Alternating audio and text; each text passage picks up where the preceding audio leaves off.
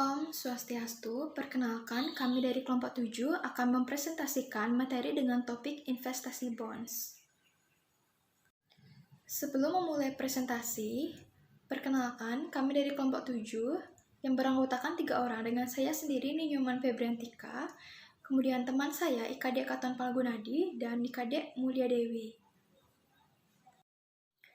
Definisi investasi bond. Sebelum itu, bonds disebut juga dengan obligasi yang merupakan surat utang berjangka waktu tertentu yang bisa dipindah tangankan yang diterbitkan oleh peminjam dana.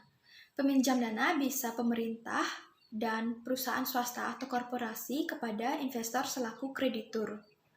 Surat utang berjangka waktu tertentu tersebut nantinya harus dibayarkan besaran bunganya kepada investor atau kreditur oleh penerbit bonds atau obligasi tersebut.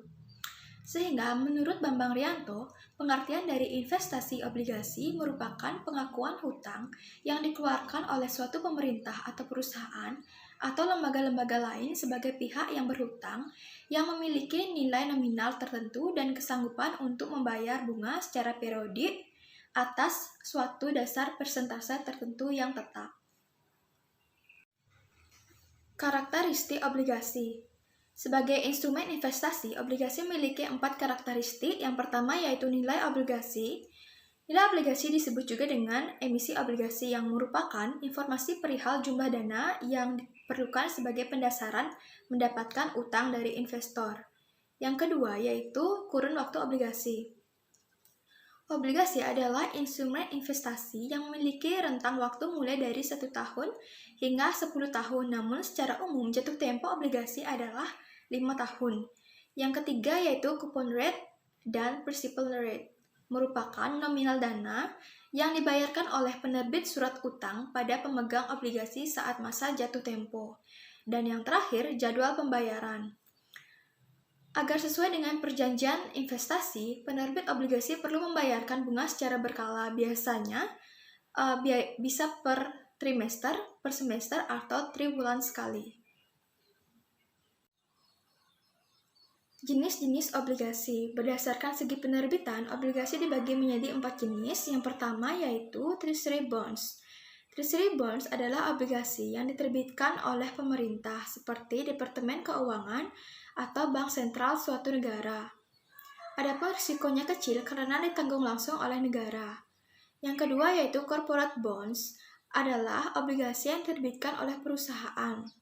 Obligasi jenis ini mengundang berbagai macam permasalahan seperti risiko yang harus ditanggung oleh pihak pemegang obligasi. Jika ternyata perusahaan tersebut mengalami risiko gagal bayar dengan sebab-sebab tertentu. Yang ketiga yaitu Municipal Bonds. Municipal Bonds adalah obligasi yang diterbitkan oleh pemerintah negara bagian dan biasanya pemegang obligasi ini dibebaskan dari pajak. Dan yang terakhir, Foreign Bonds adalah obligasi yang diterbitkan oleh negara asing dan salah satu risikonya adalah risiko dalam bentuk mata uang asing atau foreign currency. Kemudian berdasarkan jenis dan karakteristik, obligasi dibagi menjadi 7 jenis. Yang pertama yaitu callable bonds, adalah obligasi yang tidak dapat ditarik kembali sebelum jatuh tempo. Yang kedua yaitu convertible bonds, adalah obligasi yang memberikan hak kepada pemiliknya untuk merubahnya menjadi saham. Yang ketiga, non-convertible bonds, adalah obligasi yang tidak dapat diubah menjadi saham. Yang keempat, Eurobonds adalah obligasi dalam mata uang asing dan diterbitkan di luar negeri. Yang kelima, Yankee Bonds adalah obligasi yang diterbitkan dengan mata uang setempat di mana obligasi tersebut ditawarkan. Yang keenam, Zero Coupon Bonds adalah obligasi yang tidak membayar bunga dan dijual dengan diskon. Dan yang terakhir, Floating Rate Bonds adalah obligasi yang menawarkan coupon rate yang berubah-ubah. Sekian presentasi dari saya, dan materi selanjutnya akan dipresentasikan oleh teman saya. Terima kasih.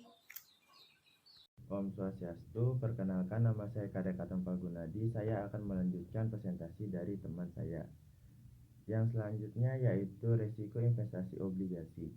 Yang pertama yaitu credit risk, Kredit risk adalah risiko bahwa emiten tidak dapat membayar bunga atau pokok utang.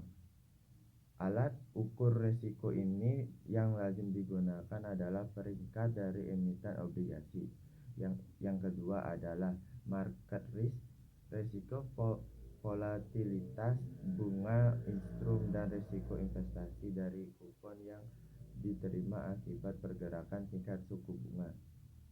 Alat ukur yang umum digunakan untuk melihat sensitivitas harga terhadap pergerakan suku bunga adalah duration dan propensity.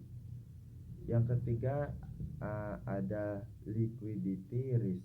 Liquidity risk adalah risiko bahwa pemegang instrumen menemui kesulitan dalam menjual obligasi harga wajar ketika terpaksa harus menjualnya.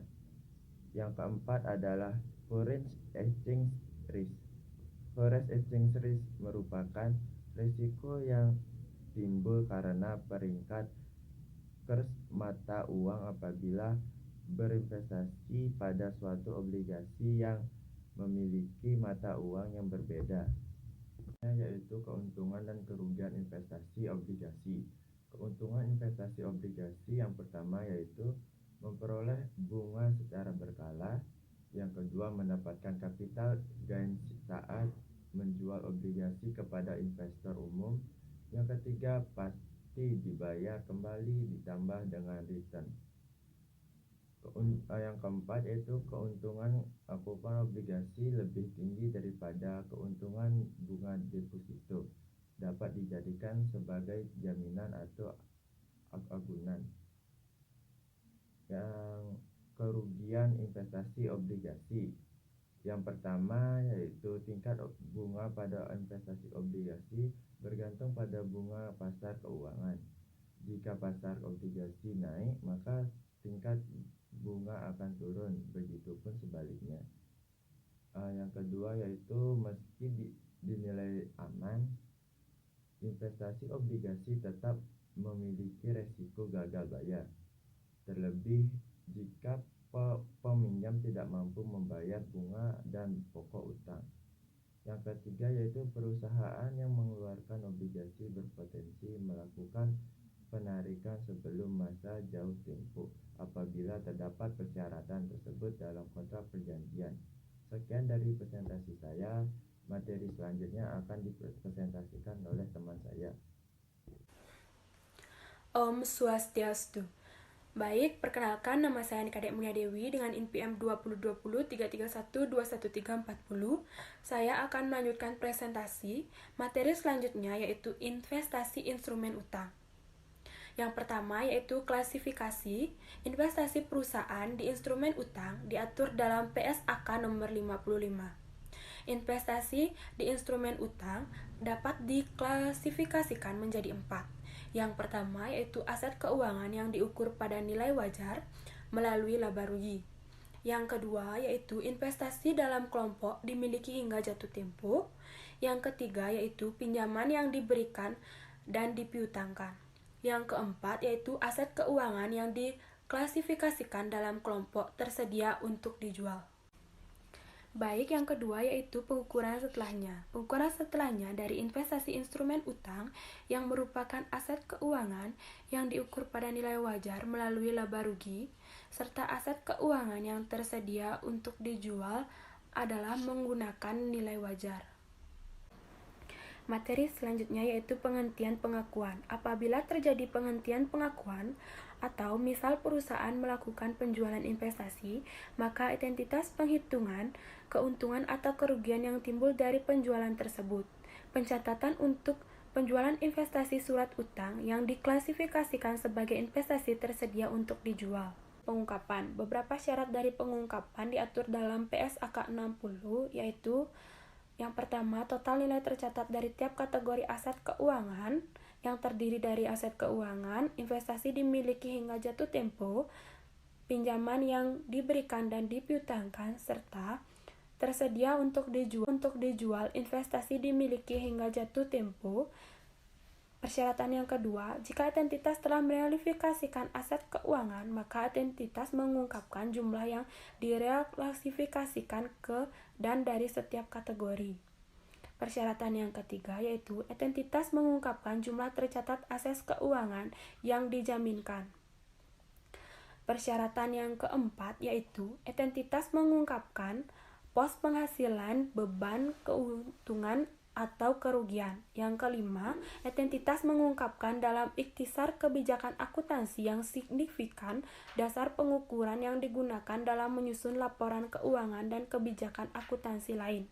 Persyaratan yang terakhir, entitas mengungkapkan nilai wajar dari kelompok aset termasuk asumsi yang diterapkan dalam menentukan nilai wajar.